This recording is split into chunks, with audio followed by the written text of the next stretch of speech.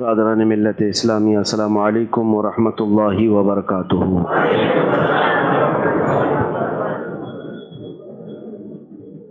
الحمد للہ الحنان المنان الذي خلق الانسان وعلمه البيان، والصلاة والسلام على رسوله سید الانس والجان وعلى آلہ واصحابہ ذوی الخیر والإحسان، اما بعد فاعوذ باللہ من الشیطان الرجیم، بسم اللہ الرحمن الرحیم۔ لقد كان لكم في رسول الله أسوة حسنة لمن كان يرجو الله واليوم الآخر، صدق الله مولانا العظيم وبلغنا رسوله النبي الأمين المتين المختار الكريم، ونحن على ذلك من الشاهدين والشاكرين والحمد لله رب العالمين۔ بارگاہ رسالت معاب صلی اللہ تعالی علیہ وسلم میں درود پاک کا ہدیہ پیش کریں۔ اللہم صل علی سیدنا و مولانا محمد معدن الجود والکرم وآلہ واصحابہ الکرام وابنہ الکریم وبارک وسلم صلاة دائمۃ سرمدا ابدا۔ آج میلادی سال کا آخری دن ہے اور ایک نئے سال کے استقبال کی تیاریاں پوری دنیا کر رہی ہے۔ اللہ تعالیٰ کا کروڑا شکر و احسان ہے کہ اس نے اپنے حبیب کے غلاموں کو سال کا اختتام اور سال کی شروعات میں یہ محفل رسول عطا کیا ہے۔ ظاہر سی بات ہے یہ وہی خوش نصیب لوگ ہیں جو اپنے سالوں کی ابتدا اور اپنے سالوں کی اختتام کو اللہ اور اس کے رسول کے ذکر سے معطر کر دیتے ہیں، اور اللہ تعالی ہمیں اسی طور طریقے پر گامزن رہنے کی توفیق عطا فرمائے۔ عزیزان گرامی، قرآن پاک ہمارے لیے دستور حیات ہے، ہماری ہدایت کی کتاب ہے، اور اللہ رب العزت نے ہمیں ارشاد فرمایا کہ بے شک تمہارے لیے، سارے لوگوں کے لیے، اگر کوئی آئیڈیل ہے، نمونہ ہے جس کو دیکھ کر کے تم اپنی زندگی آگے بڑھا سکتے ہو، تو وہ رسول اللہ کی زندگی ہے۔ رسول اللہ کی زندگی تمہارے لیے نمونہ عمل ہے، اسوہ حسنہ ہے، جس کو ہم آئیڈیل کہیں، جس کے اقتداء میں، جس کے نقش قدم پر ہم چلیں تو بڑی کامیابی میسر آ سکے۔ عزیزان گرامی، اب دین کسے کہتے ہیں یہیں سے بات سمجھ میں آ گئی ہے۔ شاید اس آیت کے ترجمے میں اقبال نے کہا تھا، بمصطفیٰ برساں خیش کے دی ہماؤست، اپنے آپ کو رسول اللہ کے قدموں تک پہنچا تو دین یہی ہے، حضور تک پہنچنا یہی دین ہے۔ گرب اون رسیدی تمام ابو لہبیس، اگر تم وہاں تک نہیں پہنچے تو زندگی پوری ابو لہب کی طرح ہے۔ اور اللہ کا شکر ادا کرو کہ ہم حضور پاک صلی اللہ تعالی علیہ وسلم کی بات کرتے ہیں، اور ان کے چاہنے والوں میں رب ذوالجلال نے ہمیں پیدا کیا ہے۔ بعض تو وہ غدار اور منافقین کی جماعت ہے جو چہرہ بھی مسلمانوں کی طرح رکھتے ہیں، ٹوپی داڑھی اور لباس بھی، لیکن مکہ مکرمہ جا کر کے وہ اعلان کرتے ہیں یہاں سے مدینہ جانے کی ضرورت نہیں ہے، مدینے جانے کی ضرورت نہیں، حج فرض تھا، حج فرض آپ نے ادا کر لیا، واپس چلے جائیں۔ مدینے میں تو صرف اور صرف مسجد نبوی ہے، اگر وہ دیکھنا ہے تو جاؤ، باقی روضہ رسول کے لیے جانے کی اجازت نہیں ہے ان کے نزدیک۔ مگر اللہ کا کروڑا احسان ہے، ہم اس عاشق صادق امام اہل سنت کے متبعین میں سے ہیں جس نے ہمیں یہ عقیدہ دیا۔ تم کہتے ہو حج کے بعد مدینہ جانا ضروری نہیں، ہم کہتے ہیں ان کے طفیل حج بھی خدا نے کرا دیے۔ ہمارا تو یہ طریقہ ہے، ان کے طفیل حج بھی خدا نے کرا دیے، اصل مراد حاضری اس پاک در کی ہے۔ ہم تو گئے تھے میاں مدینہ طیبہ کی حاضری کے لیے، اور میرے مصطفیٰ کی برکت سے اللہ نے حج بھی عطا کر دیا۔ عاشق صادق کی زبان تو یہ ہوتی ہے، لیکن یہاں پر میں یہ بتانا چاہوں گا میرے عزیزوں، زندگی کا اصول یہی ہے، صحابہ اکرام نے بھی سمجھ لیا تھا اور بڑے بڑے ہمارے امت کے اولیاء کاملین بزرگان دین نے یہ سمجھا تھا کہ حضور پاک صلی اللہ تعالی علیہ وسلم کی پیروی کرنا یہی مکمل دین ہے۔ مجھے یہ بتاؤ کہ نماز جو آپ پڑھ رہے ہیں عبادت تو اللہ ہی کی ہے، ہم سر جھکاتے ہیں تو صرف اللہ کی بارگاہ میں جھکاتے ہیں، لیکن یہ طریقہ کس نے بتایا کہ اس طرح سے جھکنا چاہیے؟ رکعت باندھنے کا طور طریقہ آپ کے پاس آیا کہاں سے؟ قرآن نے تو اتنا کہا نا اللہ کی عبادت کرو۔ پتہ یہ چلا عبادت اللہ کی ہوگی لیکن طریقہ رسول اللہ کا ہی ہوگا۔ ان کی ذات کو چھوڑ کر پوری زندگی میں، پورے اسلام میں آپ کو کوئی چیز نہیں ملے گی۔ زکوٰۃ بھی ادا کرنا ہے اللہ ہی کی رضا کے لیے، حج بھی ادا کرنا اللہ کی رضا کے لیے، ساری چیزیں عبادات اللہ ہی کے لیے ہیں، لیکن آپ دیکھیں گے طور طریقہ نقش قدم پہ جہاں چلنا ہے وہ رسول اللہ ہی کا ہے۔ اگر آپ نے اپنا الگ کوئی طریقہ بنا لیا تو وہ قابل قبول نہیں ہے، ایکسیپٹڈ نہیں ہے۔ اسی لیے آج ہم سب کو اسی بات پر متفق ہو جانا چاہیے، جس کو اعلیٰ حضرت فاضل بریلوی رضی اللہ تعالیٰ عنہ نے بڑی تاکید کے ساتھ فرمایا، آج لے ان کی پناہ، آج مدد مانگ ان سے۔ مدد مانگنے کا مطلب کیا ہے؟ جیسے قرآن نے کہا یا ایھا الذین آمنوا استعینوا بالصبر والصلاۃ، اے ایمان والو صبر سے اور نماز سے مدد مانگو۔ مدد مانگنے کا کیا مطلب ہے؟ مدد مانگنے کا مطلب یہ ہے کہ نماز پڑھو اور صبر کرو، اور اعلیٰ حضرت نے جو کہا آج لے ان کی پناہ، آج مدد مانگ ان سے، رسول سے مدد مانگنے کا مطلب یہ ہے کہ ان کے طریقے پر چلو، وہی پر چلو۔ اور ہدایت کہتے ہی اسے ہیں جو رسول چلے ہوئے راستہ ہے، جس راستے پر رسول چلے ہیں اگر اپنی زندگی میں وہاں تک نہیں پہنچ سکے تو یہ دین نہیں ہے۔ ایک حدیث میں آپ کو بتا دیتا ہوں کہ ایمان کیا ہے۔ دین کی بات چل رہی تھی، ایمان کیا ہے؟ اللہ کے نبی صلی اللہ تعالی علیہ وسلم ارشاد فرماتے لا یؤمن احدکم حتی یکون ہواہ تبعا لما جئت بہ، اس وقت تک تم میں سے کوئی مومن نہیں ہو سکتا جب تک کہ اپنی خواہشات میرے مطابق نہ کرتے ہیں۔ جب تک تم اپنی تمنائیں اور خواہشات میری مرضی کے مطابق نہیں کرتے اس وقت تک تم مومن نہیں ہوں گے۔ لوگوں نے تو خواہشات کی اتنی لمبی عمارتیں بنا لی ہیں، اپنی تمنائیں دین سے ہٹ کر کے، حضور پاک صلی اللہ تعالی علیہ وسلم کی رضا سے ہٹ کر کے کیا کیا خواہشات نہیں بنائی ہیں۔ اور بسا اوقات انسان خواہشات کا ایسا پجاری بنتا ہے کہ قرآن نے بھی کہا ارأیت من اتخذ الہہ ہواہ، اے رسول کیا آپ نے نہیں دیکھا کچھ لوگ ہیں جنہوں نے خواہشات کو اپنا معبود بنا لیا۔ معبود بنا لیا یعنی اس کی عبادت کرتے۔ اے رسول کیا آپ نے نہیں دیکھا کچھ لوگ خواہشات کو اپنا معبود بنا چکے ہیں، جیسے ان کی طبیعت چاہیے ویسے کرنا ہے۔ یہ وہ لوگ ہیں جن کے بارے میں قرآن کہتا ہے خواہشات کے پجاری ہیں، پوجا کر رہے ہیں، عبادت کر رہے ہیں۔ آپ کو طبیعت نے چاہا کہ مجھے گناہ کرنا ہے، تم اپنی طبیعت چن لیے اور خواہش کے پیچھے چل پڑے، تو گویا کہ تم خواہشات کی عبادت کر رہے ہو، اسے معبود بنا لیا۔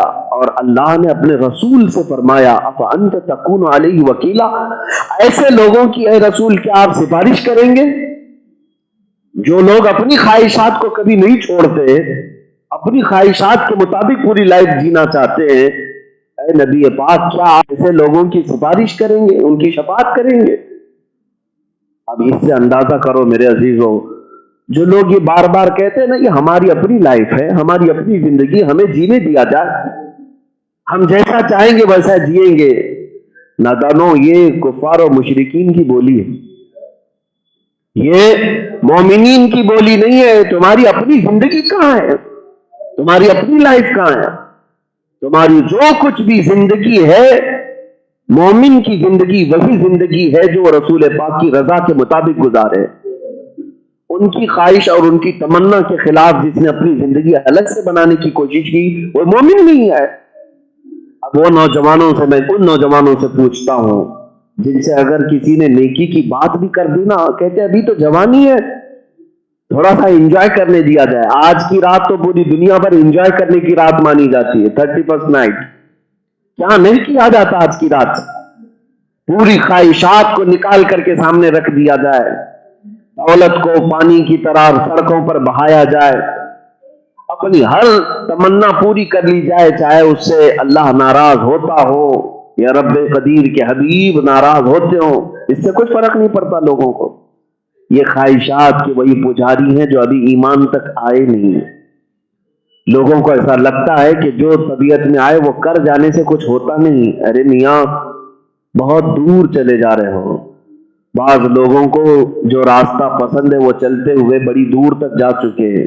میں بارہا یہ کہتا ہوں کہ رہ کے تمہیں روی بترکستان است، جس راستے پر تم چل رہے ہو یہ مدینہ جانے والا نہیں ہے، یہ کہیں اور لے جا رہا ہے تمہیں۔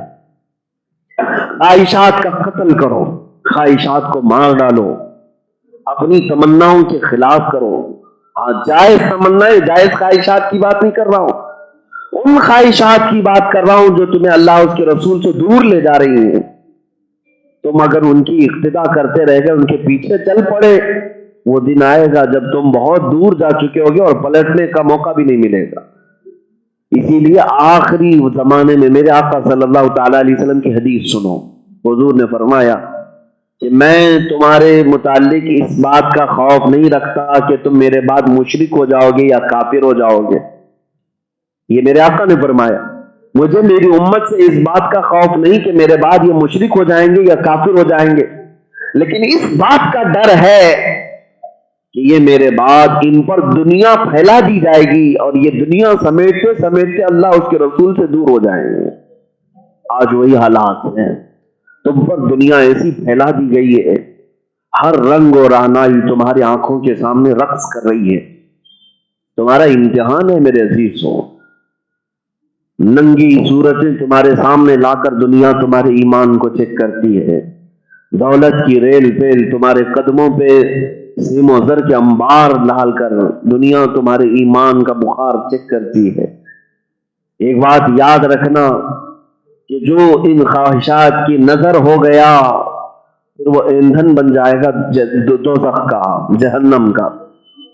اور جس نے ان خواہشات کو مار کر کے یہ کہا میری اپنی خواہش نہیں چلے گی، رسول اللہ کی خواہش کے مطابق چلوں گا، پھر وہ ایمان کی حلاوت پا لیا، ایمان کی مٹھاس پا لیا۔ میں آپ کو کئی مثالیں اس کی رکھنا چاہوں گا۔ جن لوگوں نے دنیا کی طلب میں اور دنیا کی تمناؤں میں اپنی زندگیاں کاٹی، جانتے ہیں ان کی عمریں کتنی ہو گئی، لیکن پوری دنیا ان کی خواہش کے مطابق آ بھی نہیں سکی۔ 60 سال کی عمر ہو گئی، 70 سال کی عمر ہو گئی۔ ہم نے پوچھا کب سے اس کے پیچھے بھاگ رہے ہو؟ کہا 15 سال کے تھے جب سے بھاگ رہے ہیں، لیکن جو ٹارگٹ ہے وہ ہوا؟ کہا نہیں ہو پایا، ابھی ہوگا، 70 سال کی عمر میں بھی نہیں ہو پایا۔ لیکن ایک بات ذہن نشین کر لے کہ انسان کی جو خواہشات ہیں وہ پوری دنیا میں کبھی پوری ہو نہیں سکتی۔ حضور اکرم صلی اللہ علیہ وسلم نے فرمایا اگر کسی انسان کو 2 پہاڑوں کے بیچ میں جتنی جگہ خالی ہوتی ہے اتنا بھر کر سونا دے دیا جائے تب بھی وہ اللہ کی بارگاہ میں یوں کہے گا کاش ایک وادی اور سونا ہوتا تو کتنا اچھا ہوتا۔ وہ اتنے پورے سونے پر بھی راضی نہیں ہوگا۔ دنیا کا طالب کبھی آسودہ نہیں ہوتا، پیٹ بھرا ہوا نہیں ہوتا، ورنہ آج یہ دوڑ بھاگ میں امبانی اور اڈانی بیٹھے ہوئے ہوتے اپنے گھروں میں کہ بہت کما چکے اب بیٹھ کر کے کھائیں گے، لیکن بیٹھا تو کوئی نہیں ہے نا۔ روز نئی نئی چیزیں انہیں خریدنا ہے اور اپنی سلطنت کو، اپنی حکومت کو اور اپنے زوم باطل میں موجود تخت کو اور پھیلانا ہے۔ ہر ایک دنیا دار کی یہی خواہش ہوتی ہے۔ اسی لیے کہا گیا کہ مومن جو ہے وہ نبی پاک صلی اللہ تعالی علیہ وسلم کے قدموں پر اپنی خواہشات قربان کرتا ہے اور اللہ تعالیٰ اسے آسودہ بنا دیتا ہے۔ آسودہ کا مطلب کیا ہے؟ پیٹ بھرا ہوا، مزید کی طلب نہیں رکھتا۔ اس کو کہتے ہیں غنا، یعنی غنا اور چیز ہے، مالداری اور چیز ہے۔ حضرت عثمان غنی کو، حضرت عثمان ابن عفان کو مالدار امیر نہیں کہا جاتا، غنی کہا جاتا ہے۔ غنی ہونا اور ہے پیسے والا ہونا اور ہے، غنی ہونا اور ہے۔ غنی کس کو کہتے ہیں کہ مال کثرت سے آنے کے بعد مزید کی خواہش نہ رہے، وہ غنی ہے۔ اور غنی بننا یہ اللہ کی نعمت ہے۔ مال مانگو، دنیا مانگو تو اللہ سے یوں کہو کہ اللہ مجھے غنی بنا دے، امیر نہیں، غنی بنائے۔ آپ کو میں اب بتاتا ہوں کہ خواہشات کا جب تک آپ ویرودھ نہ کریں اپنے اندر کی، تب تک آپ ایمان کی حلاوت کو نہیں پائیں گے، ایمان کی حلاوت کو نہیں پائیں گے۔ کچھ چیزیں ہیں جسے چھوڑنا ضروری ہے نوجوانوں، جو چیزیں تمہیں اللہ اس کے رسول سے بہت دور لے جا رہی ہیں۔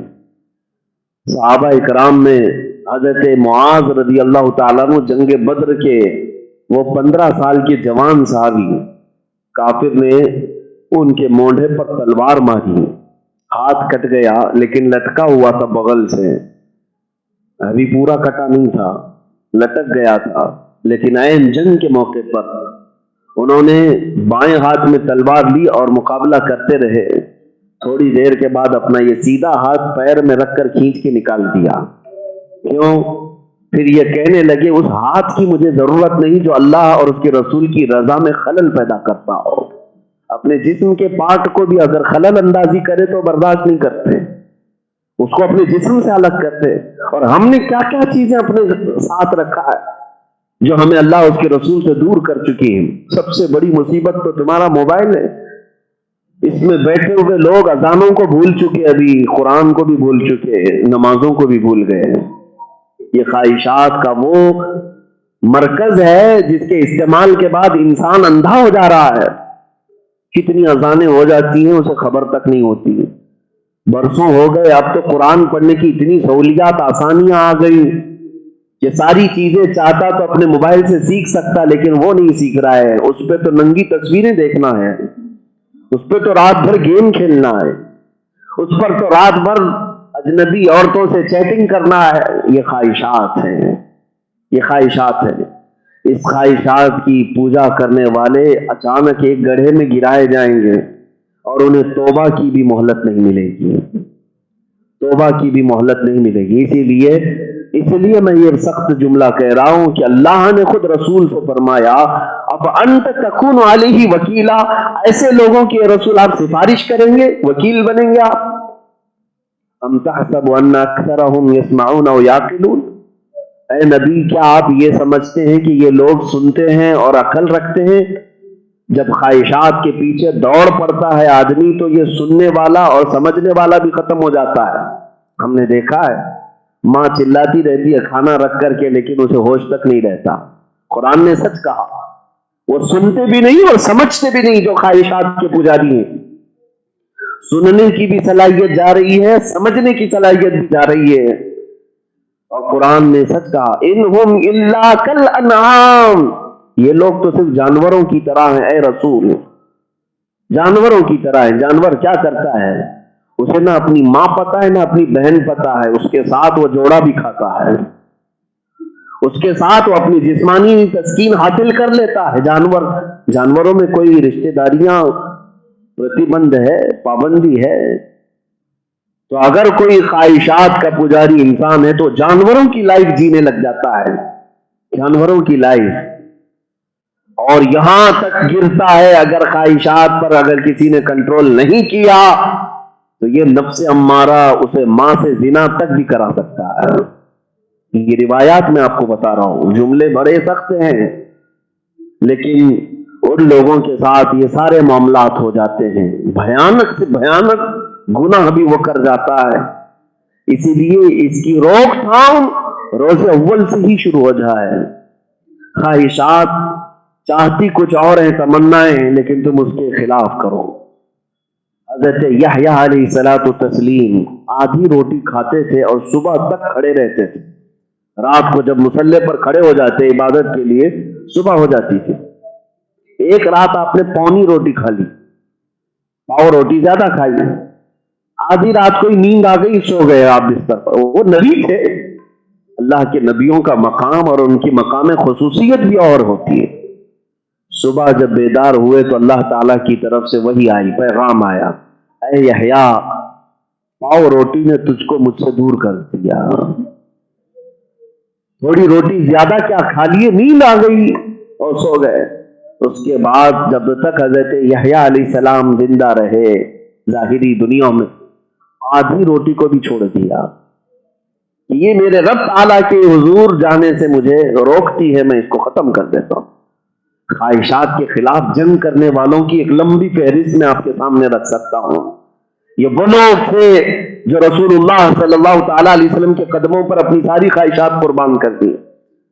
حضرت شاہ مینا رحمت اللہ تعالیٰ علیہ لکھنؤ میں جن کا مزار مبارک ہے، ان کی تاریخ میں میں نے پڑھا تھا، یہ عبادت جب کرتے تھے تو اکثر ایک ایسی دیوار پر چڑھ جاتے جس پر صرف ایک آدمی کھڑا رہ سکتا ہے، ادھر بھی نیچے ادھر بھی نیچے، اور دیوار پر کھڑے ہو کر کے عبادت کرتے، سجدہ اسی پر، رکوع اسی پر ہے، قعدہ بھی اسی پر ہے، اور رات بھر اس دیوار پر کروٹ لے کر کے بیٹھ بھی نہیں سکتے صحیح سے، اتنی چھوٹی دیوار پر۔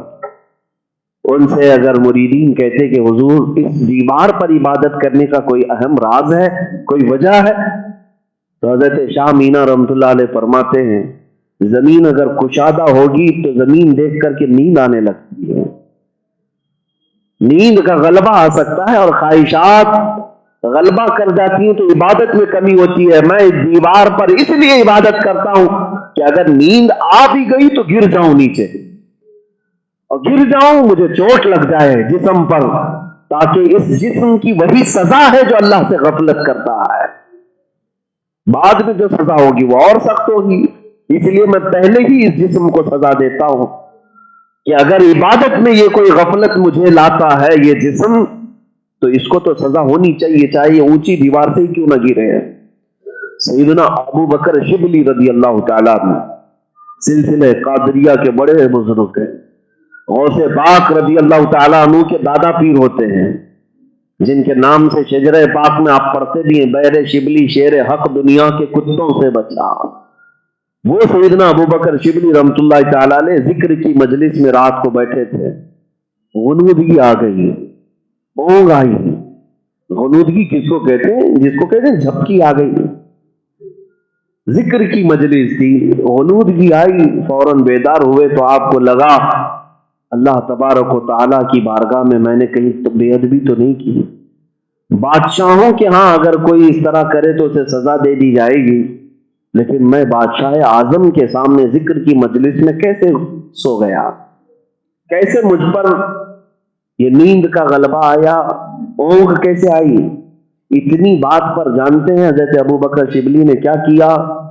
نمک میں سلائی ڈال کر اپنی آنکھوں میں لگایا، نمک کا سرما لگایا اپنی آنکھوں پر، جس کی وجہ سے ان کی آنکھوں سے خون بہنے لگا۔ لوگوں نے کہا کہ حضور یہ کیا کیا آپ نے، آنکھوں کو نمک لگا دیا؟ کہا ان آنکھوں کی یہی سزا ہو سکتی ہے جو رب ذوالجلال کی بارگاہ میں غفلت برتتی ہے۔ خواہش تو نیند کی وہ قربان کرتے تھے میرے عزیزوں، یہاں گناہوں کی قربان نہیں کر پا رہا ہے ہمارا جوان۔ جب تک تم اپنے خواہشات کے قربانی نہیں دو گے اس قدم مصطفیٰ تک نہیں پہنچ سکو گے۔ کچھ چیزیں اپنی لائف سے نکالو، اپنی زندگی سے نکالو۔ طبیعت یہ چاہتی ہے کہ میں عیاش بن کر کے جیوں، جیسے سارے لوگ جی رہے ہیں ویسے میں جیوں۔ تمہیں پتا بھی ہے کہ وہ کدھر جانے والا ہے؟ جس کا صاف سپاٹ چہرہ دیکھ کر کے تم نے حضور کی سنت کو نکال کر گلی نالوں میں پھینک دیا، گٹر میں بہا دیا، صرف اس لیے کہ دنیا کے پاش لوگ، ماڈرن لوگ، ہیرو لوگ سب صاف رکھتے ہیں تو میں بھی اسی طرح رہوں۔ کاش ان خواہشات کی بجائے اگر میرے نبی کا چہرہ دیکھا ہوتا۔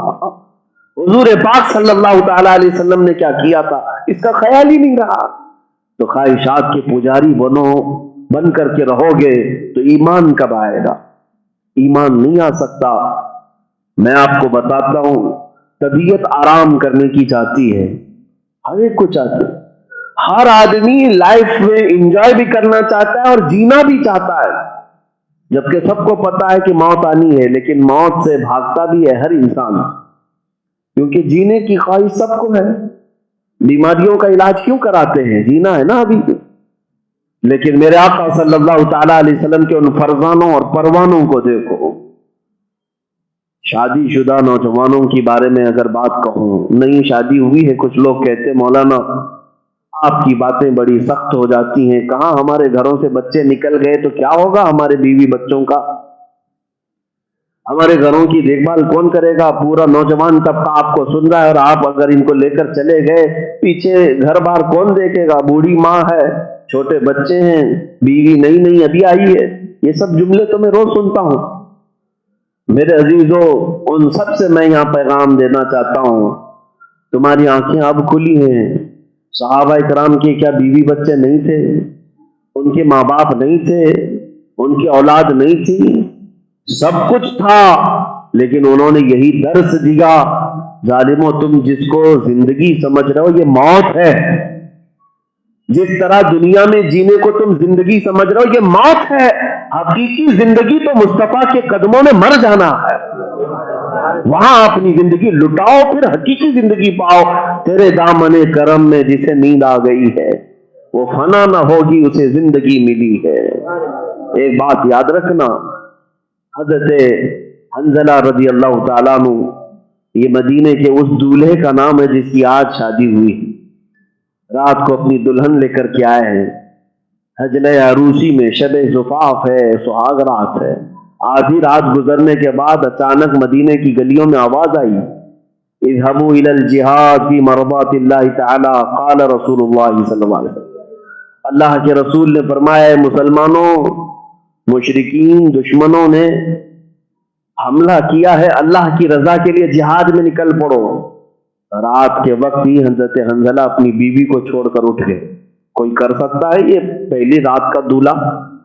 خواہشات تو ایسی ہوتی ہیں کہ ساری دنیا کچھ بھی کہے، لیکن وہ رات تو ہر انسان یہ سمجھتا ہے کہ میری سب سے قیمتی رات ہے، ساری دنیا سے وہ کٹ کر کے جینا چاہتا ہے۔ میاں ہندوستان میں بھی نہیں، اب آسٹریلیا میں جانا ہے، شادی ہوئی ہے نا، وہ دنیا سے دور جانا چاہتا ہے کہ کوئی ڈسٹرب نہ کرے مجھے۔ لیکن وہ مدینے کا دولہا کیسا تھا، جس کے کانوں میں صرف ایک بار حضور کی ندا پہنچی تو اپنی نبیلی دلہن کو چھوڑ کر اٹھا اور کہا، میری شریک حیات اگر تم چاہو تو طلاق لے لو، یا پھر اللہ کی مرضی پر قائم رہو، میں جا رہا ہوں، اب اس بستر پر نہیں سو سکتا، اب اس بستر پر نہیں سو سکتا، اس لیے کہ میرے نبی پاک کی بات آئی ہے۔ اس کو کہتے ہیں خواہشات کو قربان کرنا۔ طبیعت تو چاہتی ہے کہ بستر پر سوؤں، یا نماز کے لیے نہیں اٹھتے، وہ حنظلہ تلواروں کا مقابلہ کرنے کے لیے بستر چھوڑ کر اٹھے تھے، ہاں میدان جہاد کے لیے جا رہے تھے، لیکن وہ عورت بھی ایسی نہیں تھی کہ پاؤں پکڑ کے رونے لگ جائے، کہاں مجھ سہاگن کو ابھاگن کرنے جا رہے ہو، کہاں ابھی ابھی لا کر کے کسی کے حوالے کرنے جا رہے ہو، نہیں، وہ خاتون مدینہ تھی، مدینے کی وفادار خواتین میں سے۔ انہوں نے کہا، اے میرے سرتاج، اے میرے شریک حیات، جائیے، اللہ حافظ، آپ کسی ایرے غیرے کے لیے نہیں جا رہے، میرے مصطفیٰ کے نام پر جا رہے ہیں، آپ جائیں، اگر آپ صحیح سلامت لوٹ آئے تو میں غازی کی بیوی کہلاؤں گی، اور اگر نہیں لوٹ پائے تو بھی میں فخر سے شہید کی بیوہ کہلاؤں گی۔ گئے حضرت حنظلہ اور میدان احد میں شہید بھی ہوئے، میدان احد میں شہید بھی ہوئے۔ ان کی بات میں اکثر یاد بھی کرتا ہوں، میرے عزیزوں توجہ چاہتا ہوں، توجہ۔ حضرت حنظلہ وہ صحابی ہیں جب رات میں اٹھے تھے تو ان پر غسل واجب تھا، اپنی بیوی سے بستر سے اٹھے تھے تو غسل واجب تھا، اتنی دیر بھی اپنے گھر پہ ٹھہرنا انہوں نے گوارا نہیں کیا کہ غسل کر لوں، دوڑتے ہوئے اسی حالت میں شریک جہاد ہو گئے۔ ان کا کہنا یہ تھا کہ کہیں نہانے میں دیر ہو گئی تو میں حضور سے پیچھے نہ ہو جاؤں، حضور پاک صلی اللہ علیہ وسلم کے صحابہ کی جماعت سے میں پیچھے نہ رہ جاؤں۔ یہ خواہشات کی قربانیاں نہیں ہے تو اور کیا ہے؟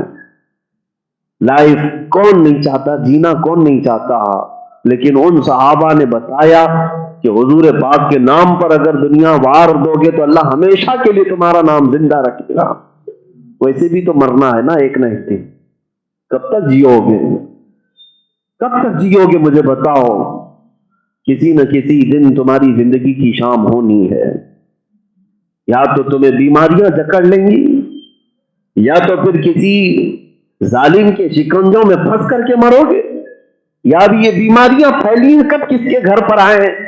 دوپہر میں تو دسترخوان پر بیٹھا تھا، شام میں پتہ چلا قبرستان میں ہے۔ حالات ہے، رات کے وقت اچھے خاصے بات کر رہے تھے، کل کی صبح پتہ چلا کہ نہیں، ان کا لاشا جا چکا ہے۔ اچانک موت تو عام ہو چکی ہے، جانا تو ہے ہی ہے دنیا سے۔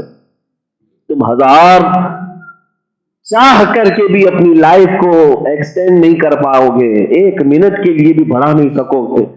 جب یہ یقین ہے تو میرے عزیزوں، ان خواہشات کے پیچھے اپنی لائف برباد کرنے سے تو بہتر ہے کہ نبی پاک کے قدموں میں اپنی جان نچھاور کرتے ہیں، اس لیے کہ ہمیں پتا ہے کل اگر عزت کسی کی ہوگی تو صرف رسول اللہ کی ہوگی۔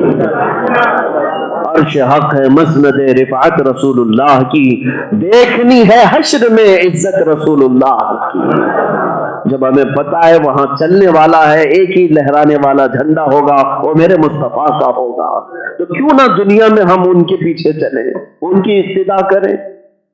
دنیا تمہیں آج جکڑ کر کے تھوڑی تھوڑی دیر کے لیے، یہ گناہوں کی لذت کتنی ہوتی ہے، ایک کھجلی کے برابر ہے۔ گناہ کرنے والے جوان سے میں پوچھتا ہوں، آج پارٹی کے لیے تو نے کتنی تیاریاں کی، پیسے جمع کیے، ادھر ادھر سے حرام ہو کہ حلال ہو سب جمع کیا، دوستوں کو جمع کیا، پارٹی کیا، کتنی دیر کرے گا، کتنی دیر کرے گا؟ رات میں ناچا گایا، شراب پیا، ختم تو ہو گئی، رات تو چلی گئی، لیکن تم نے اپنی زندگی میں اور اپنے ایمان پر جو دھبے لگائے وہ موت تک کہاں جائیں گے؟ ایک چھوٹی سی رات میں تم نے گناہ کر کے اپنے آپ کو سیاہ کر لیا۔ ہوتا یہ ہے کہ کھجانے کے وقت کھجلی اچھی لگتی ہے، لیکن جب ہاتھ چھوڑ دیتے ہیں تو جلن پیدا ہوتی ہے۔ ہاں، یہ گناہوں کی کیفیت کھجلی کی طرح ہے، کھجانے کے وقت صرف اچھا لگے گا۔ گناہوں کی لذت بھی تھوڑی دیر کی ہوتی ہے، لیکن گناہ کر کے جب بندہ نکلتا ہے اس گناہ سے تو یہ موت تک یہ گناہوں کے دھبے پیچھا نہیں چھوڑتے ہیں، پیچھا نہیں چھوڑتے، یہاں تک کہ قیامت کے دن کی بات ہے، جنت میں ایک شخص داخل ہوگا جو دوزخ سے نجات پا کر کے آیا تھا، دوزخ میں ڈالا گیا تھا گناہوں کی وجہ سے، اور وہاں سے نجات پا کر کے آیا، جنت میں آیا، لیکن جنت میں آنے کے بعد بھی اس کی پیشانی پر ایک کالا دھبا تھا۔ ہر جنتی دیکھ کر اسے پہچان رہا تھا، میاں دوزخ سے آئے ہوئے، دھبا وہاں پر بھی نہیں جا رہا تھا۔ اب آپ اندازہ کریں، جنت میں پہنچنے کے بعد بھی گناہوں کا ایک دھبا قائم ہی رہ گیا، اور وہ اپنے آپ کی شرمندگی وہاں پر بھی محسوس کر رہا ہوگا۔ کاش میں اپنی مختصر سی زندگی کو گناہوں کے اڈے پر نہ گزارا ہوتا۔ شفاعت مصطفیٰ کے بعد جنت تو ملی ہی ہے، لیکن کالا دھبا تو نہیں جاتا۔ اسی لیے میرے عزیزوں، اگر لائف میں اپنی موت سے پہلے ہی پہلے حضور کو منا لیا، اپنے رب سے صلح کر لیا، تو وہ کریم خدا ہے، وہ رحیم خدا ہے، دنیا سے جانے سے پہلے ہمارے عیبوں کو اور گناہوں کو پاک کر دیتا ہے۔ ایک بات خواہشات کی آئی ہے تو میں عرض کر دیتا ہوں، حضور پاک صلی اللہ تعالی علیہ وسلم کی رضا اور ان کی مرضی ہمارے لیے کتنی ضروری ہے، آپ اندازہ کریں۔ ایک صحابی کالے رنگ کے تھے، حضرت عبداللہ، ایک روایت میں ان کو سعید کہا گیا ہے۔ یہ حضرت عبداللہ کالے تھے، جوان ہو چکے تھے، شادی کی عمر ہو گئی تھی، اور کوئی بیٹی دیتا نہیں تھا، پیسے بھی نہیں تھے، غریب بھی تھے۔ حضور پاک صلی اللہ علیہ وسلم کی بارگاہ میں آ کر کے کہا، یا رسول اللہ صلی اللہ علیہ وسلم، شادی کی خواہش ہے لیکن کوئی مدینے میں بیٹی نہیں دیتا، مالدار بھی نہیں ہوں، رنگ کا بھی کالا ہوں۔ حضور اکرم صلی اللہ تعالی علیہ وسلم، وہ سخی دربار ہے، جب وہاں سے کوئی مانگے تو خالی ہاتھ جائے کیسے؟ آپ نے دیا بھی تو کیا فرمایا، جاؤ عمرو بن وہب، انصاری صحابی تھے، کہا ان کی ایک جوان بیٹی ہے، وہ تیرے نکاح کے قابل ہو چکی، چٹھی دیا اور کہا کہ جانا عمرو بن وہب سے کہنا میں نے تجھے بھیجا ہے، وہ اپنی بیٹی تمہیں دے دے گا۔ میں آپ کو بتاؤں، عمرو بن وہب کی بیٹی جو حضور نے فرمایا کون تھی ہے؟ پورے مدینے کی سب سے خوبصورت لڑکی، اور اور آیا کون ہے نکاح کے لیے؟ کالے رنگ اور بغیر کسی مال والا نبی پاک صلی اللہ تعالی علیہ وسلم نے بھیجا۔ لوگ کہتے ہیں نا میل نہیں کھاتا جوڑ نہیں کھاتا، وہ اللہ کے نبی صلی اللہ تعالی علیہ وسلم کی نگاہ نبوت دیکھتی ہے۔ تم تو یہ سمجھتے ہو نا خوبصورتی گورے کو کہتے ہیں، بدصورتی کالے کو کہتے ہیں۔ ہرگز رنگ سے خوبصورتی بدصورتی کا معیار نہیں، اصل خوبصورتی ایمان کی ہوتی ہے۔ اگر ایمان ہے، عشق مصطفیٰ ہے، تو کالا رنگ بھی اس پر چاند رشک کرتا ہے، اور گورا ہو کر کے بھی بغض رکھتا ہے، عداوت رکھتا ہے۔ ایمان نہیں ہے تو وہ تو خنزیر سے بھی بدتر ہے، اس کی کوئی خوبصورتی نہیں ہے۔ آؤ حضور اکرم صلی اللہ تعالی علیہ وسلم کے اس غلام کی بات کر رہا ہوں جو خوشی خوشی گئے عمرو بن وہب کے پاس۔ وہ صحابی بیٹھے تھے، اپنے گھر جاتے ہی کہا کہ اللہ کے نبی نے مجھے بھیجا ہے اور آپ کی بیٹی نکاح کے قابل ہے، آپ میرے حوالے کر دیں، نکاح کروا دیں۔ حضرت عمرو بن وہب اوپر سے نیچے دیکھنے لگے، کہا کیا کرتے ہو؟ کہا کام فلاں فلاں ہے، آمدنی اتنی سی ہے، کچھ نہیں ہے میرے پاس۔ تو اپنی بیوی سے دیکھا، پوچھا عمرو بن وہب نے کیا کریں ان کا؟ ان کی جو بیٹی ہے مدینے کی سب سے حسین و جمیل۔ یہاں توجہ چاہتا ہوں میرے عزیزو، کون باپ ایسا ہے جو اپنا داماد ایسا ویسا نکال لے؟ ہر باپ کی خواہش ہوتی ہے، اور اگر بیٹی تھوڑی سی حسن والی ہو تو یہ تو پھر پتہ نہیں کیا کیا ڈھونڈتا ہے۔ خواہشات تو یہی ہیں کہ سب سے اعلیٰ قسم کا داماد بھی ہو۔ لیکن اب حضرت عمرو بن وہب نے دیکھا اور صرف اتنا ہی کہا کہ واپس آپ جاؤ مسجد نبوی، میں خود حضور صلی اللہ علیہ وسلم سے بات کر لوں گا۔ انہوں نے ہاں بھی نہیں کہا نہ بھی نہیں کہا، لیکن پلٹا دیا کہ آپ جاؤ، میں آگے کی بات کر لوں گا۔ حضرت عبداللہ جو کالے تھے انہوں نے کہا کوئی نئی بات نہیں میرے لیے، یہ کوئی نئی بات نہیں، ہر جگہ سے تو اس طرح سے ریجیکٹ ہوتا ہی ہے۔ وہ چلے آئے حضور پاک صلی اللہ تعالی علیہ وسلم کے پاس، لیکن حضرت عمرو بن وہب کی جو بیٹی تھی وہ گھر کے اندر سے سن رہی تھی، وہ باہر آئی ہوئی، پوچھا کہ ابا جان کون آیا تھا؟ کہا فلاں فلاں آئے تھے۔ کہا کیا کرنے کے لیے؟ کہا وہ تیرے نکاح کا پیغام لے کر آئے تھے۔ کہا کس نے بھیجا؟ رسول اللہ نے بھیجا۔ آپ نے کیا جواب دیا؟ کہا میں نے ٹال دیا، تیرے حسن کی بات الگ ہے اور اس کا چہرہ الگ ہے، میں سوچا کہ حضور سے بات کر لوں۔ وہ مدینے کی خاتون صحابیہ تھیں، عمرو بن وہب کی بیٹی کہتی ہیں ابا جان آپ کو پتا ہے آپ نے کس کو واپس کیا ہے؟ آپ کو اندازہ ہے آپ نے کتنی خطا کی ہے؟ آپ نے آنے والے کے چہرے کو دیکھا لیکن بھیجنے والے کے چہرے کو نہیں دیکھا۔ اگر آپ اسی وقت مجھ سے پوچھ لیے ہوتے تو میں آپ کی بیٹی اس بات پر فخر کرتی کہ رسول اللہ نے میرے نکاح کا پیغام بھیجا ہے، چاہے وہ حبشی ہو، کالا ہو، جس طرح کا بھی ہو، میں پوری زندگی پل پل اس کے ساتھ گزارنے کے لیے تیار ہوں۔ خواہشات کی قربانی سے کہتے ہیں، ہر ایک کی خواہش تو ہوتی ہے کہ میرا، عورتوں کی خواہش ہے کہ میرا شوہر جو ہے شہزادہ ہو، حسین ہو۔ کیا آج سیریل اور فلمیں دیکھ کر کے یہ لڑکیاں اپنے خواب نہیں سجاتی جس کی وجہ سے گھر ٹوٹنے پر آ گئے؟ ہر کوئی اپنے خوابوں میں وہی دیکھنا چاہتی ہیں۔ میرے عزیزوں میں بارہا کہتا ہوں، جو فلموں پر اور جو اسکرین پر دکھایا جاتا ہے یہ حقیقت نہیں، یہ شعبدہ بازی ہے، یہ جادوگری ہے۔ ان کی خود کی لائف میں اتنی ساری چیزیں نہیں ہیں جو تمہیں دکھائی جاتی ہیں، لیکن کیا بتائیں پاگل ہوئے جاتے ہیں لوگ۔ نوجوان بھی اپنی ملکہ سجایا ہوا ہے، خوابوں کی شہزادی سجایا ہوا، کہاں دیکھ کر کے؟ وہی گندی اسکرینوں پر دیکھ کر کے سجایا ہے کہ میری دلہن بھی اسی طرح کی ہو۔ کاش تم نے اپنا کرائٹیریا یہ رکھا ہوتا، میرے گھر میں میری دلہن وہ بن کر کے آئے کہ میں اگر آدھی عبادت کرتا ہوں تو وہ مجھے پوری عبادت کروائے۔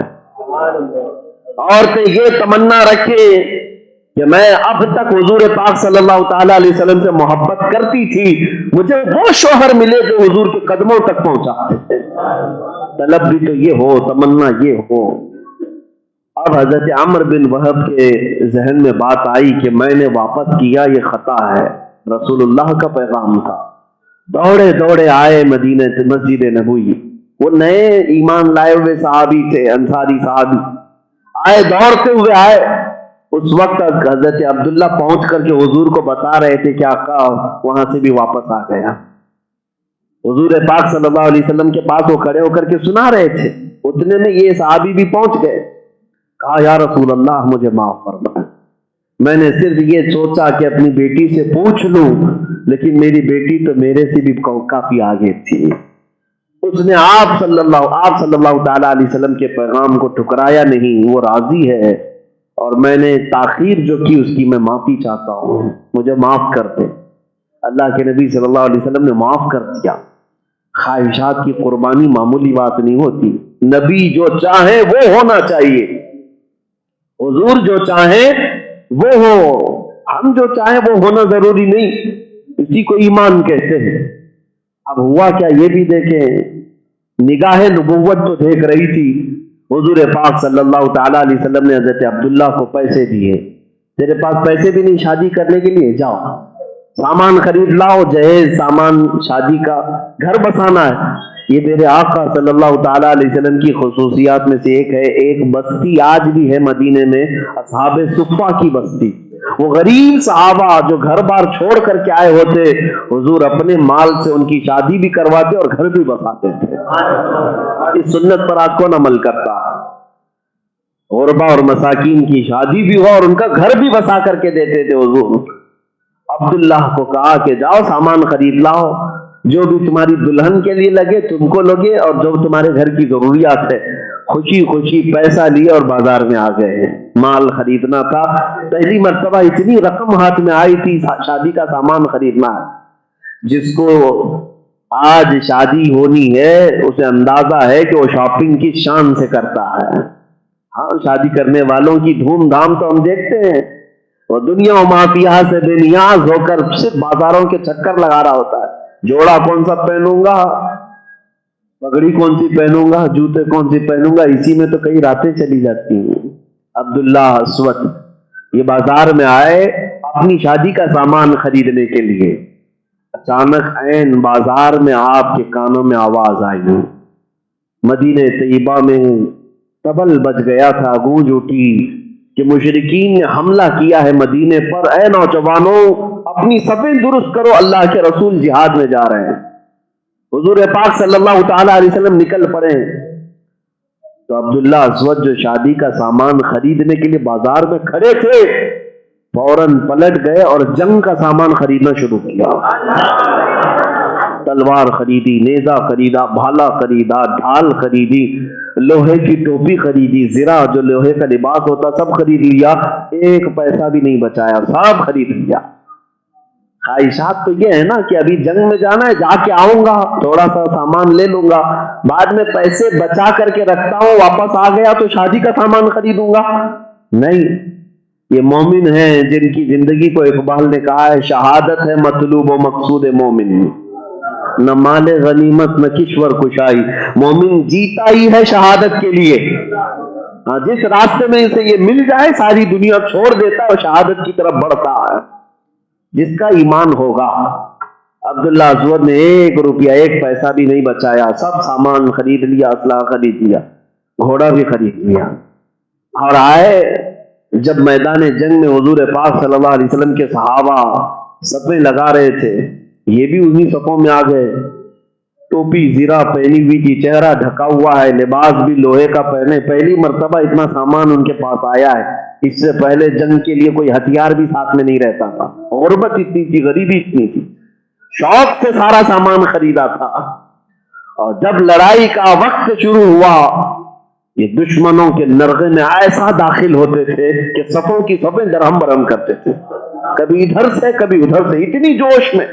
ارے آج شادی ہونے والی ہے، تھوڑا سنبھل کر کے جاؤ. یہ تو ہماری باتیں ہیں نا، لیکن جس کی شادی ہونے والی ہے وہ ظالموں کے پنجوں میں اور نرغوں میں بے خوف و خطر جا رہا ہے.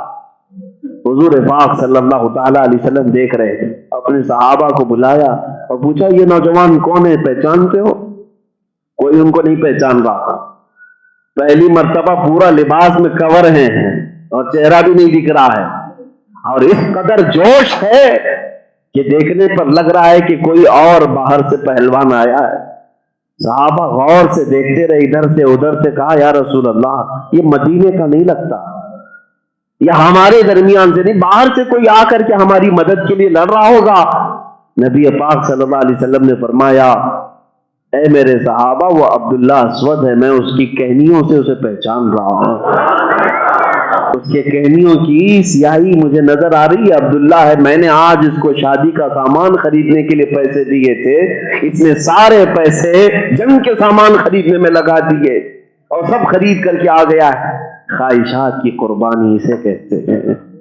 میرے عزیزو, جس کی شادی کی خواہش ہے وہ بچتا بچتا زندگی گزارتا ہے, لیکن نبی پاک کے دیوانے ایسے ہوتے ہیں اپنی پرسنل لائف کو بھی حضور کے قدموں پر قربان کرتے ہیں, تبھی ایمان کو پہنچ سکتے ہیں.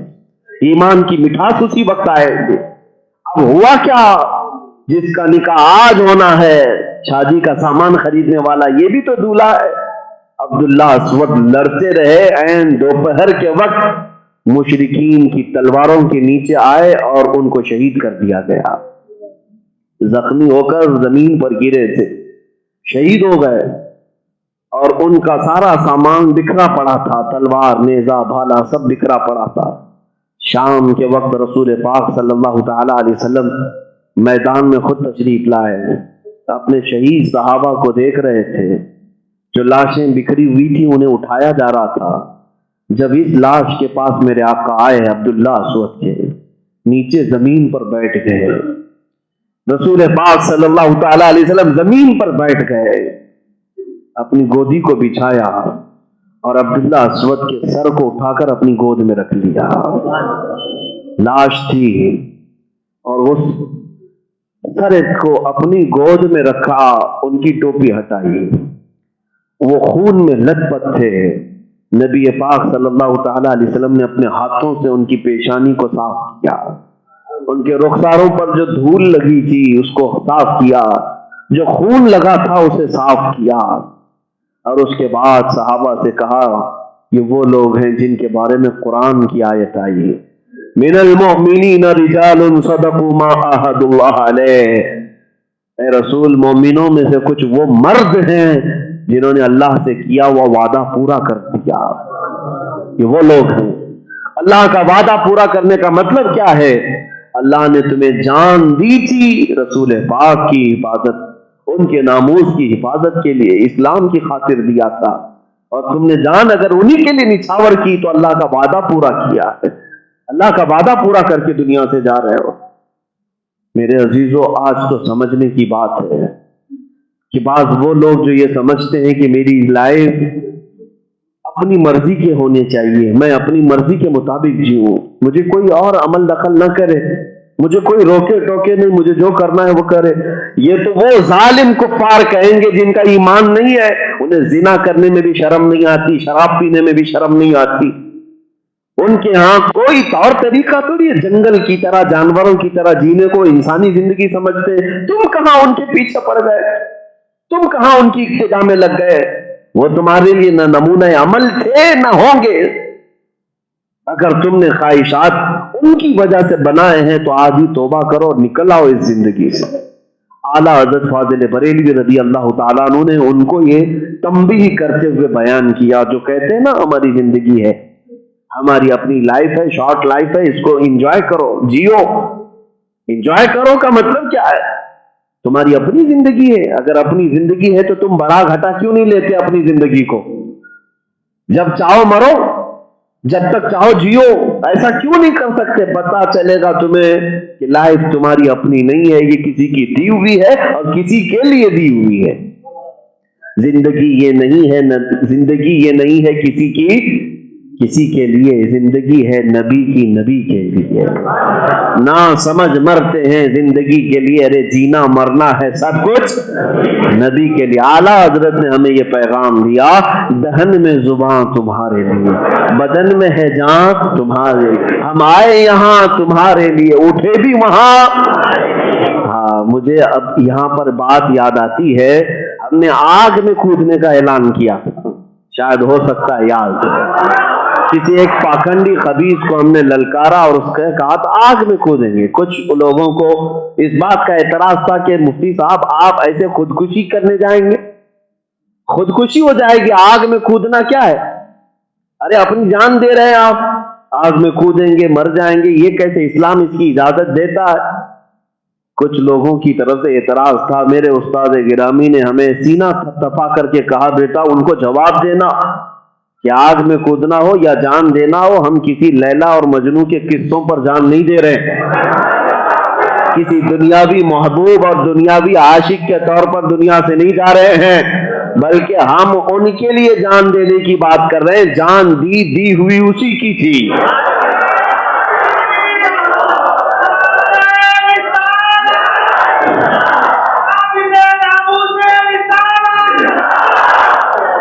جان دی ہوئی اسی کی تھی. حق تو یہ ہے کہ حق ادا نہ ہوا.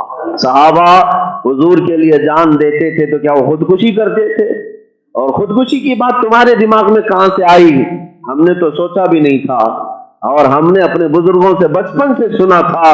تاجدار اہل سنت حضور مفتی اعظم ہند رضی اللہ تعالیٰ عنہ نے ہمیں یہ سکھایا تھا، یا رسول اللہ یہ ایک جان کیا ہے اگر ہوں کروڑوں، تیرے نام پہ سب کو وارا کروں میں، حبیب خدا کا نظارہ کروں میں، دل و جان ان پر نثارہ کروں میں.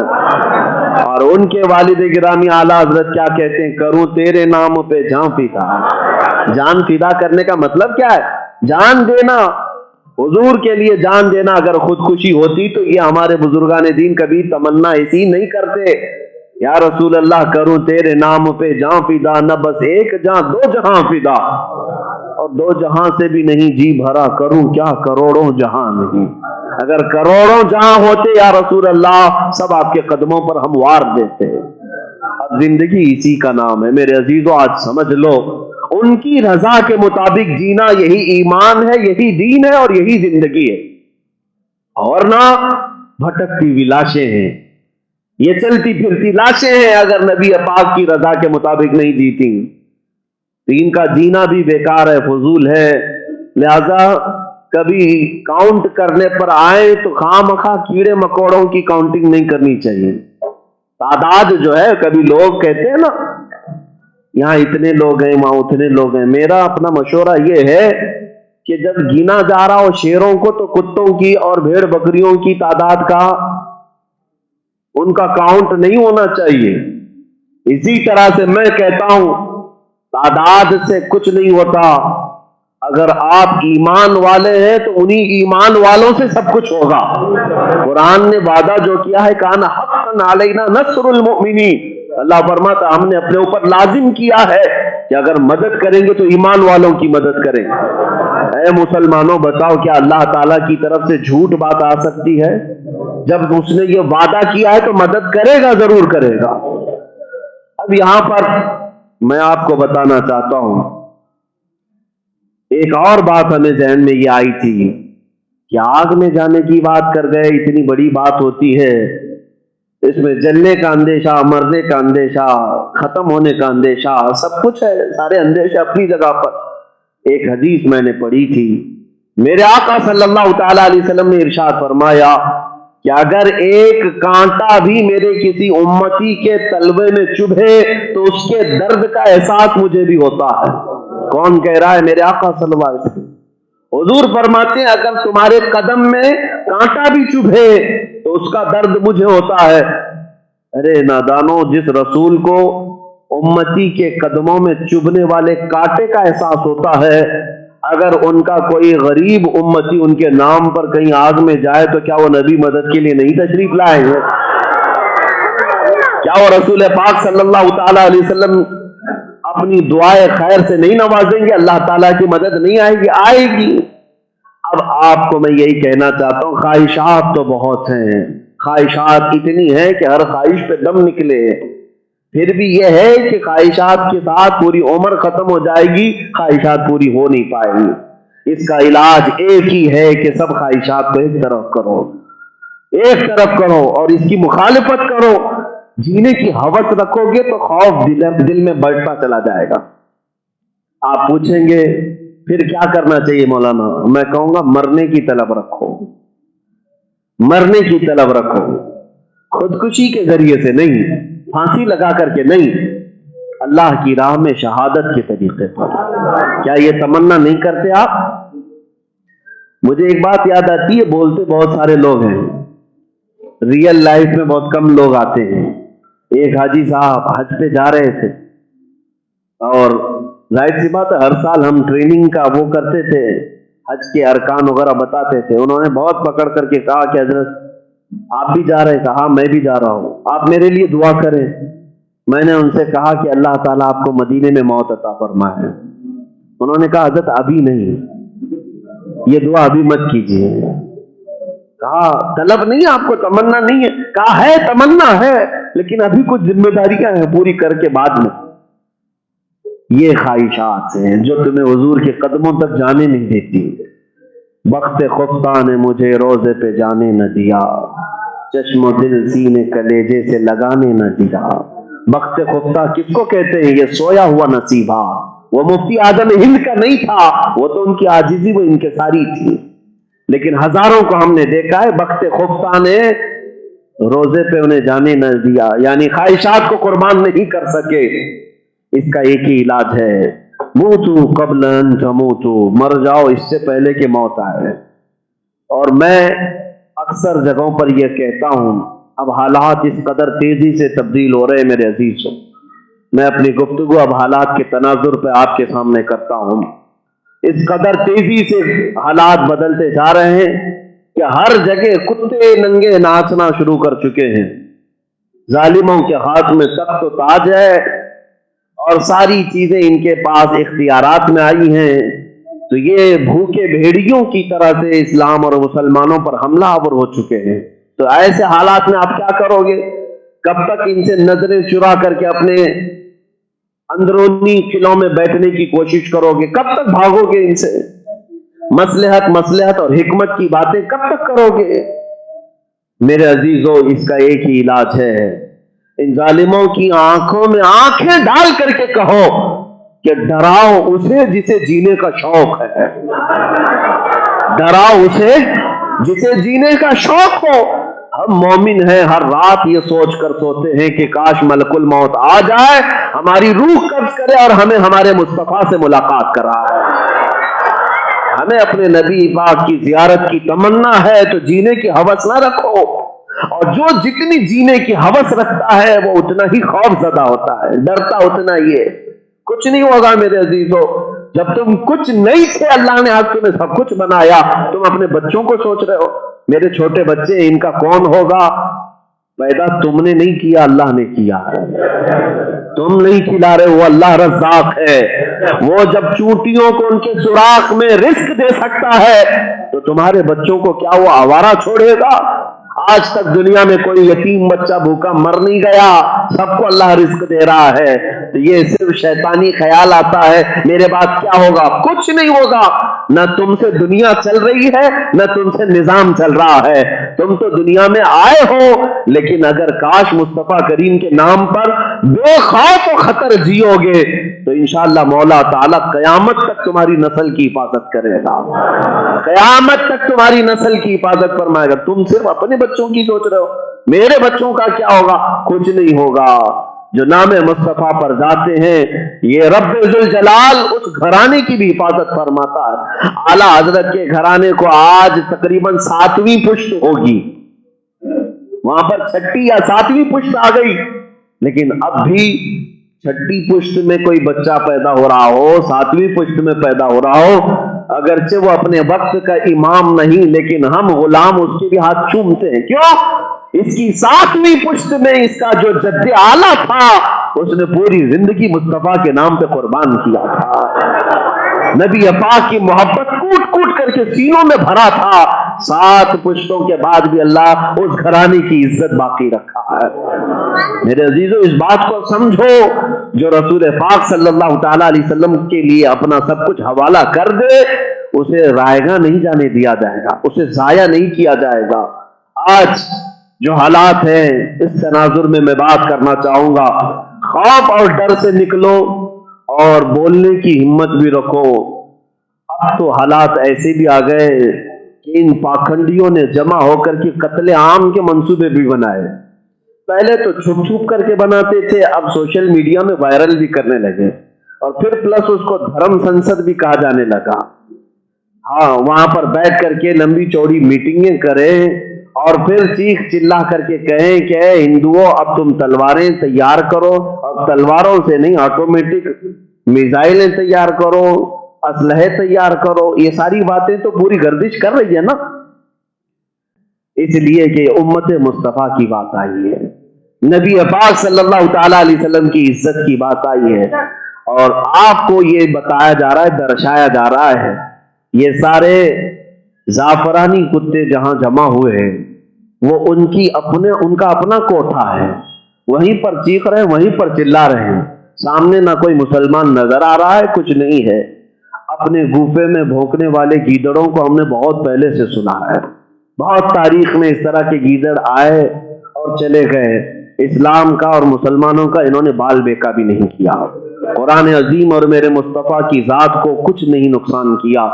ہاں، جو کچھ بھی یہ تلواریں چلا سکیں گے، ہمارے بزرگوں نے ہمیں سکھایا ہے. ہم کیا ایسے ہی خاموش تمہاری تلواروں کے سامنے گردن دینے کے لیے بیٹھے ہوئے ہیں؟ تمہیں کیا لگتا ہے کہ تم وہاں سے چیخ پکار کرو گے اور سب گاجر مولی کی طرح کٹ جائیں گے؟ آنا ایک دن پتہ چلے گا حق اور باطل کا معرکہ ہوتا کیا ہے. حق و باطل کا معرکہ ہوتا کیا ہے. اگر بہت زیادہ شوق ہے انہیں تو انشاءاللہ العزیز وہ وقت بھی آئے گا جب اللہ کی مدد مومنین کے ساتھ اترے گی.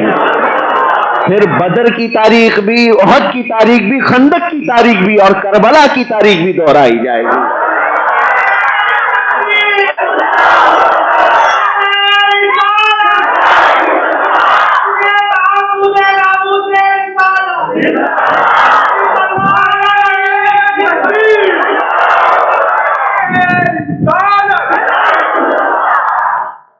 آپ اس بات سے خوف زدہ نہ ہوں. میں سوچ رہا ہوں بعض لوگ ڈپریشن کے بھی شکار ہو گئے کہ کیا کیا جائے ایسی جگہوں پر جب یہ لوگ قتل عام کے منصوبے بنا رہے ہیں. میں آپ کو بتاؤں یہ ایک حیرت کی بات، میں حجت الاسلام علامہ حامد رضا خان رحمۃ اللہ علیہ کا ایک خطبہ پڑھ رہا تھا. 1925 میں دیا ہوا خطبہ ہے. 1925 میں، ابھی 2021 آ گیا ہے، 4 سال کے بعد 100 سال ہو جائیں گے. 100 سال پہلے دیا ہوا خطبہ آپ پڑھیں گے اگر تو حیرت ہوگی. اس میں انہوں نے فرمایا، وہ فرماتے ہیں کہ اے مومنوں، اے مسلمانوں، اپنے اتحاد کو مضبوط کرو.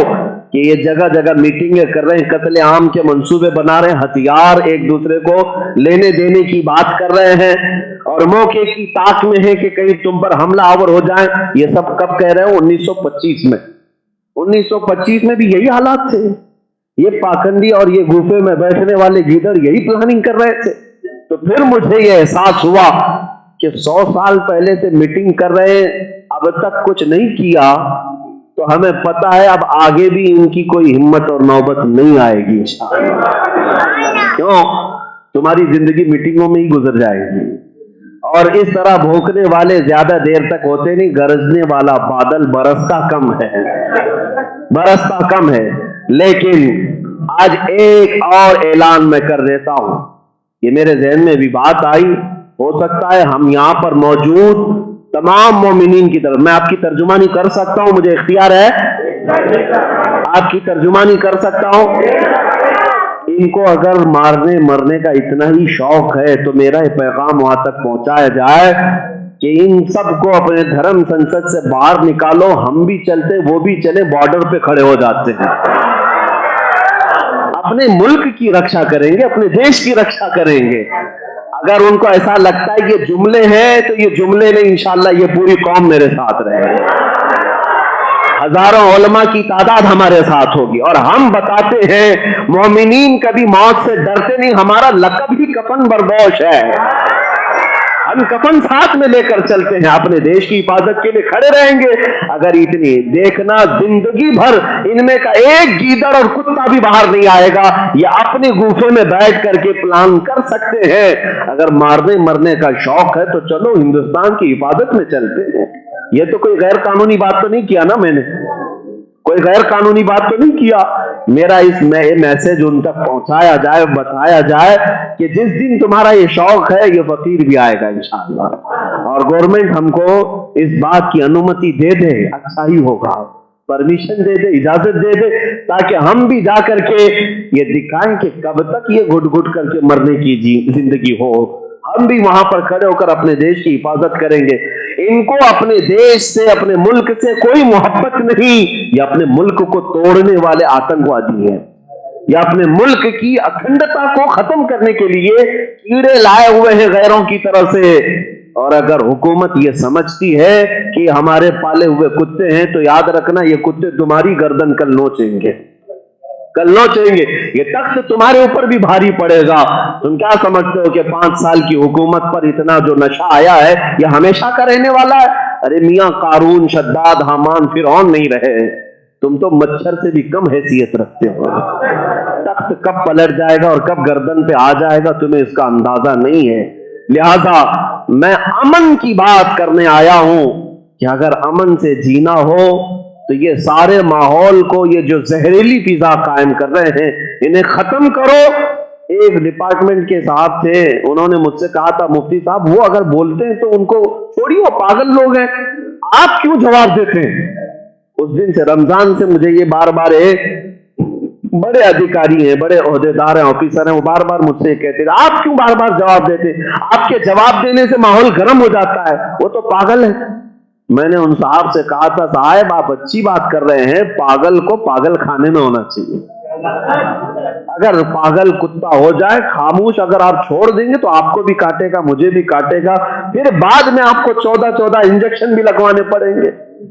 اس سے بہتر ہے کہ اگر آپ کو ہوش ہے, پاگل ہے وہ, تو پاگلوں کو اندر ڈالو. آج بھی ہمارا یہی مطالبہ ہے, جو میرے دین کو, میرے نبی پاک کی ذات کو, قرآن کو اور مسلمانوں کو بار بار ٹارگٹ کر رہے ہیں, انہیں ان کی اوقات دکھائی جائے. حکومت سے ہمارا مطالبہ ہے انہیں ان کی اوقات دکھائی جائے. اور اگر حکومت بھی اس بات سے راضی ہے کہ نہیں یہ جو بول رہے ہیں وہ سب صحیح ہے, تو پھر مسلمانوں کو اپنا فیصلہ لینے کی بھی اجازت دی جائے. ظاہر سی بات ہے مسلمان جو فیصلہ لیں گے وہ اپنے نبی پاک کی مرضی کے مطابق لیں گے, اللہ کی مدد اور رسول پاک کی عنایت کو نظر میں رکھ کر کے فیصلہ لیں گے. عزیزان گرامی وقار, اس طرح کی باتوں سے گھبرانا نہیں اور ڈر کر کے اپنے آپ میں سہم کر کے زندگی نہیں گزارنا ہے. شہید ٹیپو سلطان کی بات یاد رکھنا, وہ بطن جلیل بہادر ہماری تاریخ کا ایک جیالہ مرد تھا جس نے یہ علن اعلان کہا تھا, گیدڑ کی 100 سالہ زندگی سے شیر کی 1 دن کی زندگی بہتر ہے. اور اللہ تبارک و تعالیٰ نے تمہیں ایمان کی قوت عطا کی ہے تو گیدڑوں کی طرح نہیں جیو. بعض لوگ یہ محاورہ کہتے تھے, کوا چلا ہنس کی چال اپنی چال بھول گیا. ہوتا ہے نا, کوا ہنس کی طرح چلنے کی کوشش کیا اور ہو نہیں پایا, لیکن پہلے خود کیسے چلتا تھا وہ بھی بھول گیا. لیکن میں اس محاورے کو آپ کے لیے کہتا ہوں, شیر چلا کتے کی چال اپنی چال بھول گیا. اللہ نے تمہیں شیروں کی زندگی عطا کی ہے, تو ان ظالموں اور ناپاک لوگوں کو تم آئیڈیل نہ بناؤ اور ان کے قدموں پر نہ چلو, ورنہ تم اپنی اصلیت بھی بھول جاؤ گے, اپنی تاریخ بھی بھول جاؤ گے. تمہاری تاریخ یہ ہے, ٹل نہ سکتے تھے جنگ میں اگر اڑ جاتے تھے, پاؤں شیروں کے لیے میدان سے اکھڑ جاتے تھے, تجھ سے سرکش ہوا کوئی تو بگڑ جاتے تھے, ارے تیغ کیا چیز, ہم توپ سے بھی لڑ جاتے تھے. یہ ہماری تاریخ, یہ ہماری تاریخ ہے. ہم کبھی گھبرائے نہیں, دست تو دست ہے, دریا بھی نہ چھوڑے ہم نے, بحر ظلمات میں دوڑا دیے گھوڑے ہم نے. ہمیں نہ کسی پہاڑ کی اونچائی روک سکی, نہ کسی طوفان کی آندھیاں روک سکی, نہ کبھی کوئی بڑی طاقت ہمیں روک سکی. کبھی تو اقبال کو یہ کہنا پڑا کہ یہ کچھ بات تو ہے کہ مٹی نہیں ہستی ہماری, کچھ بات تو ہے کہ مٹی نہیں ہستی ہماری, صدیوں رہا ہے دشمن دورے زماں ہمارا. اور ان ظالموں کی آنکھوں میں آنکھیں ڈال کر کے یہ بتاؤ, باطل سے دبنے والے اے آسمان نہیں ہیں ہم, باطل سے ڈرنے والے اے آسمان نہیں ہیں ہم. 100 بار کر چکا ہے تو امتحان ہمارا. اگر تمہارے ہاں یزیدوں کی فوج ہے تو انشاءاللہ حسینی کردار ہمارے پاس ہے. اگر تمہارے پاس ابو جہل ابو لہب ہے تو ہمارے پاس ابو بکر و عمر کے وارثین ہیں۔ اگر تمہارے پاس شداد قارون حامان اور فرعون جیسی طاقتیں ہیں تو مولا نے ہمیں موسیٰ و عیسیٰ کی وراثت بھی عطا کی ہے علیہم الصلاۃ و تسلیم۔ زمانہ ہمیشہ سے دیکھا ہے حق و باطل کی معرکہ آرائی ہوئی ہے۔ فرعون ایک طرف رہا، موسیٰ علیہ السلام ایک طرف، نمرود ایک طرف رہا، ابراہیم علیہ السلام ایک طرف، ابو جہل ابو لہب ایک طرف رہے، محمد مصطفیٰ صلی اللہ علیہ وسلم ایک طرف۔ لیکن تاریخ کی سچائیاں ان کافروں کے گالوں پر سناٹے دار تھپڑ ماریں گی آج بھی کہ ہمیشہ اگر فتح ہوئی ہے تو محمد کے دیوانوں کی فتح ہوئی ہے، مصطفیٰ کریم صلی اللہ علیہ وسلم کے غلاموں کی ہوئی ہے۔ کل جو تاریخ تھی وہ آج بھی ہوگی اور قیامت تک بھی ہوگی انشاءاللہ۔ ہم اس بات کے یقین کے ساتھ جی رہے انشاءاللہ۔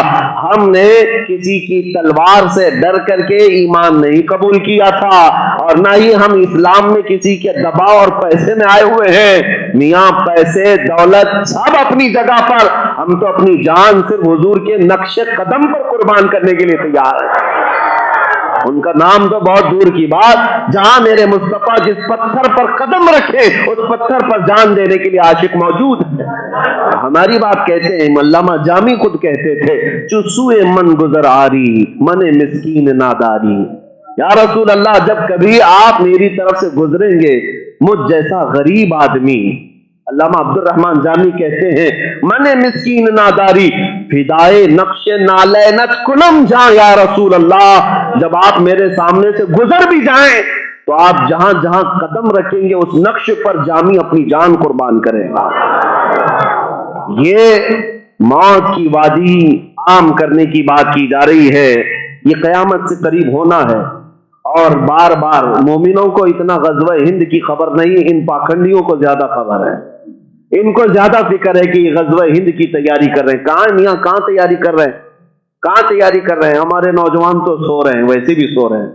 سوئی ہوئی قوم سے تمہیں اتنا خوف ہے تو بیدار ہونے کے بعد کیا ہوگا؟ ایک بار ہم اپنی آفس میں بیٹھے ہوئے خانقاہ پہ، جہاں پر سارے لوگ موجود ہوتے تھے، رمضان کی بات ہے، اچانک ایک صاحب آئے، ادھیکاری دور سے دروازہ کھولا اور ویڈیو کرتے ہوئے اندر آئے۔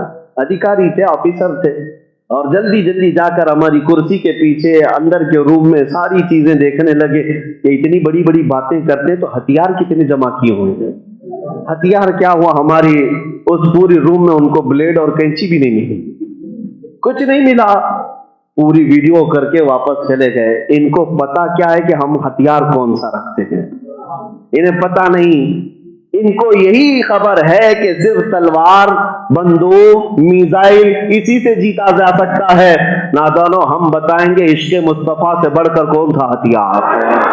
الحمدللہ ہمارے سینوں میں میرے مصطفیٰ کی محبت ہے، اور یہ جس دن اتر جائے میدان میں، جس دن اتر جائے، اللہ تعالیٰ زمانے کے رخ کو تبدیل فرما دیتا ہے، سمندر کی موجوں کو اللہ بدل دیتا ہے۔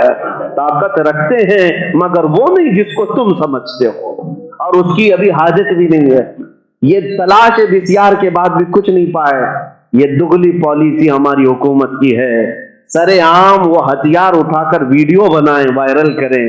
ایک پنڈت بیچ رہا ہے، کہا کہ سارے لوگ ہتھیار رکھیں اور تلوار اپنے گھروں پر رکھیں، اس پر کوئی ایکشن نہیں لیا جاتا۔ لیکن کسی مسلمان کے گھر میں ایک تیز چاقو بھی مل جائے تو وہ آتنکوادی ہے، وہ تو داؤد بھائی کا بھائی ہے۔ ہاں، اگر اس کے گھر میں چاقو بھی مل گئی تو یہ تو آج حالات ہے ایسے۔ کیا ملا بھائی ان کے گھر میں؟ چاقو ملی ہے، تیز چاقو ملی۔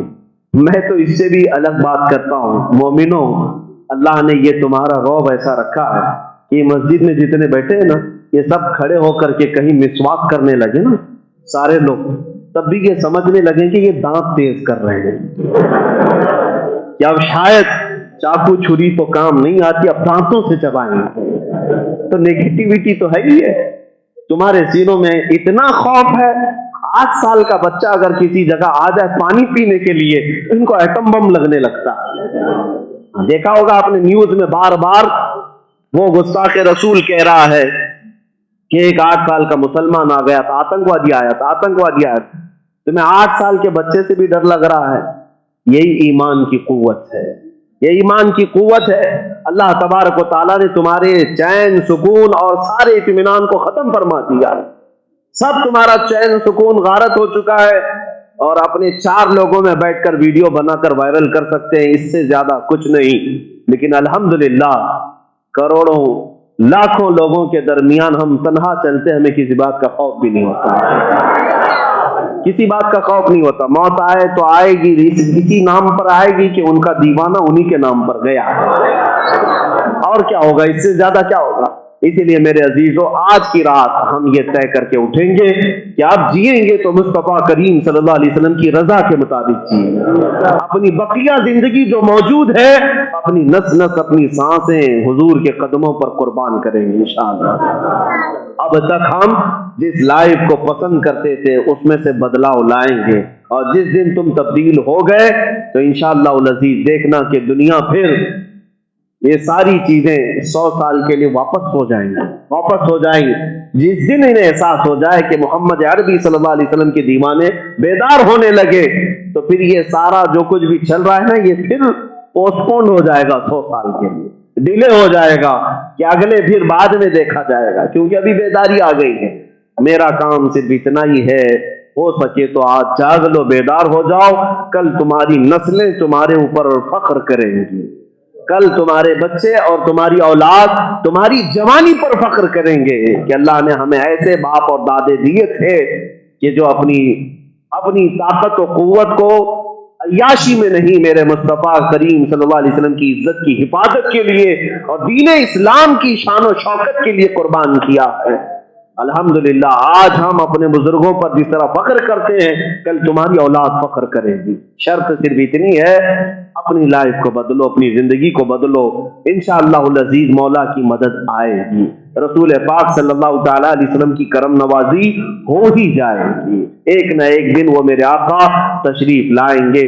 ایک صاحب نے مجھے چٹھی بھیجی ہے، میں ڈیٹیل میں نہیں جاؤں گا، صرف اتنی بات بتاتا ہوں۔ ایک نوجوان ہے 25 سے 30 سال کے بیچ کا، اس نے مجھے چٹھی بھیجی ہے، کہاں سے جانتے ہیں؟ جیل کے اندر سے، جیل کے اندر موجود ہے، اور وہ کسی ریپ میں، چوری میں، ڈکیتی میں گیا ہوا جوان نہیں ہے، میرے مصطفیٰ کی محبت پہ گیا ہوا ہے۔